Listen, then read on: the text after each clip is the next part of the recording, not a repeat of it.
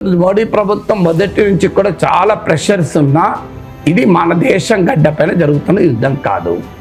మన దేశంతో సంబంధం లేదు. వీఆర్ నైదర్ కాజ్ నార్ ఎనీథింగ్. సో అందువల్ల ఈ వార్లో మనము ఎటువైపు ఉండకూడదు.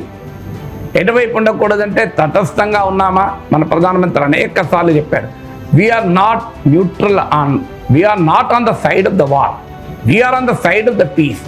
అందువల్ల యుద్ధం జరుగుతున్న సమయంలో శాంతి వైపుగా ఉన్నాం మనం. చాలామంది దాన్ని తీవ్రంగా అమెరికా ప్రశ్నించింది, బైడెన్ ప్రశ్నించాడు, యూరోప్ ప్రశ్నించింది. ఇవాళ పరిస్థితి ఏంటి? అమెరికానే రష్యాకు అనుకూలంగా ఓటు వేసింది. సో మనం తీసుకున్న స్టాండ్ ఎంత కరెక్టో చూడండి, ఇప్పుడు ప్రూవ్ అయింది కదా. మన ప్రధానమంత్రి రష్యాకి వెళ్ళాడు, ఉక్రెయిన్కి వెళ్ళారు.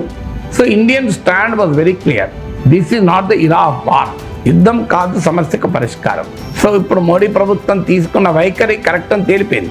మనం రష్యా వైపు ఉన్నా లేదు, ఇటు ఉక్రెయిన్ వైపు ఉన్నా మనం ప్రపంచంలో సాధించేది ఏమి ఉండకపోవు. అందువల్ల ఇనీషియల్గా కొన్ని విమర్శలు ఎదుర్కొన్నా, ఇనీషియల్గా కొన్ని ప్రశ్నలు ఎదుర్కొన్నా కూడా ultimately this foreign policy, Modi Ukraine విషయంలో మోడీ ఫారిన్ పాలసీ కరెక్ట్ అని చరిత్ర రుజువు చేసింది కదా.